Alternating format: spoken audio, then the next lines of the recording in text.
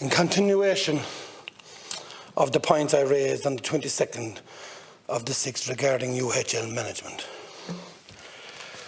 Minister, I'm asking you the true numbers of provincial patient safety incidents and deaths that have occurred in ULHG management.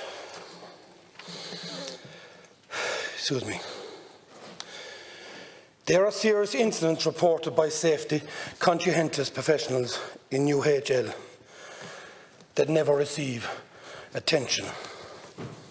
Other staff members and patients brought their concerns to management without officially reporting them, in the fear of impact that they made on their careers. These concerns are often ignored and buried without the following protocol. Some of these incidents have led to serious injury and deaths of patients and families, and not even aware of how their loved ones were injured or died. This fact became very clear to me when a young 18-year-old girl called Jessica Sheedy from my locality died in UHL following surgery. She would not have died if management had done their duty and reported previous serious incidents through proper channels. This is how serious the situation is in this hospital. Whistleblowers in UHL are silenced by management by wearing them down until signed non-disclosure agreements. How many protective disclosures investigated properly? If proper procedure had been followed by UHL management in this hospital would not have the catastrophic state it is in now.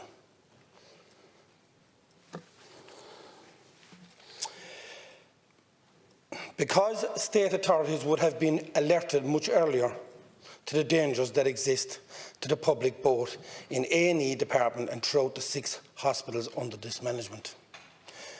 I am asking for a public inquiry into the number of incidents recorded in UHL that have not been reported nationally. UHL management have a duty of care to the public. They should be made accountable, criminally if necessary. This inquiry should not be carried out by any past or present HSE employees, which is always the case when families are informed that a so-called independent investigation will be carried out. The so-called external investigations are often misleading and inaccurate. An external organisation should investigate. Should UHL management be allowed to risk the safety of the public in order to hide their own dangers, incompetence and negligence, which they have tried to cover up through deceit and corruption? They have not been made accountable. What is the Health Minister going to do to prevent any future harm to the public in this hospital in the meantime? Will the Health Minister ask the Gardaí to do a criminal investigation into the whole situation? The people of the Midwest have a right to attend a hospital where patient safety comes first. Just Deputy, in relation to allegations of corruption are very serious. I understand that, and the death of an 18-year-old girl is also very serious. I'm not here to argue with you. I understand that. To point out to you just in relation to what you're saying. Okay. Thank you, Leslin Corner. But I feel so passionate about what has happened in this hospital.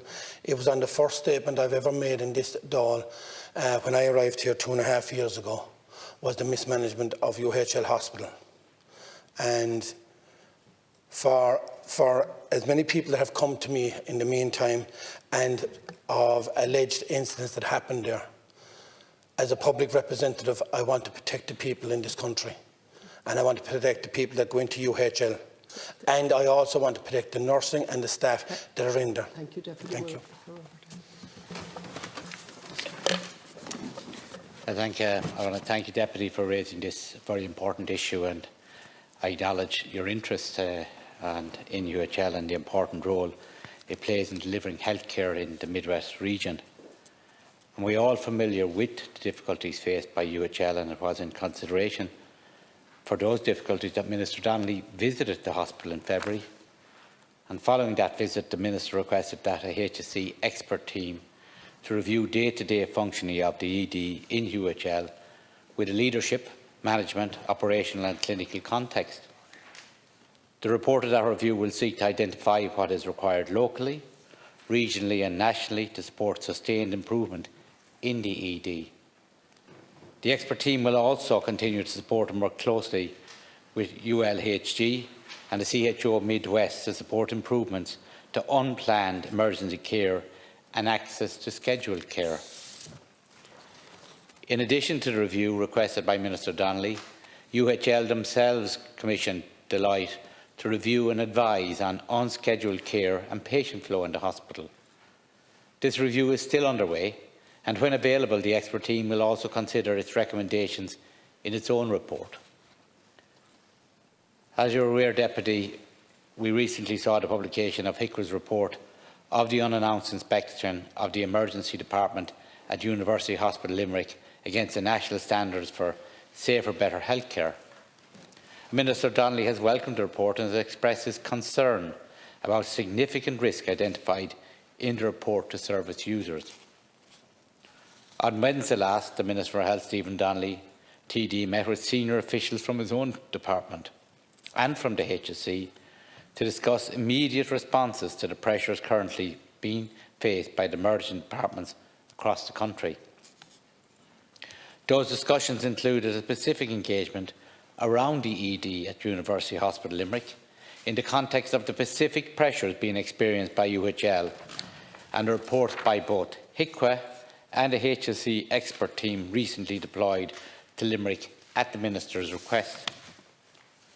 As a result of the intervention requested by the Minister and the recent HICWA report, the Chief Operations Officer of the HSE has now written to both the CEO of University of Limerick Hospital Group and the Chief Officer of Midwest Community Healthcare, informing them that she has mandated the Performance Management Improvement Unit of the HSE to engage urgently with the hospital group and the CHO under the HSE's Performance Accountability Framework.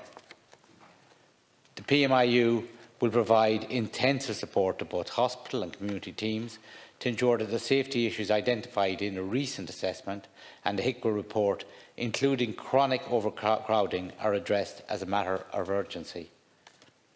A detailed plan will be urgently developed to ensure that they do not reoccur, and this plan will cover issues including admission avoidance, pre-admissions, community interventions and alternative pathways, as well as issues regarding patient flow through the hospital and ED. To conclude, I would like to assure you, Deputy, that the work underway to address the issues that UHL faces, including those highlighted by HICWA's report, will make a significant difference to patient experience at UHL. The Department of Health continues to work closely with the HSE to ensure UHL is fully supported and the recommendations of the expert review team are actioned in a timely manner. You also raised some very pertinent issues and very disturbing issues, and I will bring those issues to the Minister in the morning. Before we run the time, Deputy, you made allegations in relation to corruption which are very serious and specific, and risk being identified with. So I just ask you maybe to withdraw. I understand your passion and... Well, I'll take out the corruption, but I will not take out the risk, and I'll tell you why. That's okay, but to withdraw the allegations. I'll withdraw the corruption one, Lance Concola, at your request. Yeah. But, Minister, the whole question here is how many risk assessments were reported to the National Incident. And the whole issue of this is, if this risk assessment had gone nationally, the UHL hospital in Limerick would have been under investigation sooner. Many deputies in this House asked for UHL to be investigated, and the Minister went down himself at the time and he found nothing wrong. I spent nights in that hospital after having a serious accident myself in February, and I saw firsthand of all the people in trolleys, which was being denied in different places saying that they weren't. I saw it firsthand. And I've spoken to the parents on this, of the person that I named, and My issue here, if there was a risk assessment taken out on Jessica Sheedy's operation, she would be alive today. That is my concern for the hospital. I've always said here that the staff of UHL are not the problem here. 76 million has been used in legal since 2018 to cover up illegalities within a hospital. 76 million that could have been spent on nursing care, on health care within a hospital. That's how passionate I am about this. And I'm sorry if I come across too passionate, but I'm not going to apologise for that. When it goes that a person could have lived if there was a risk assessment taken out.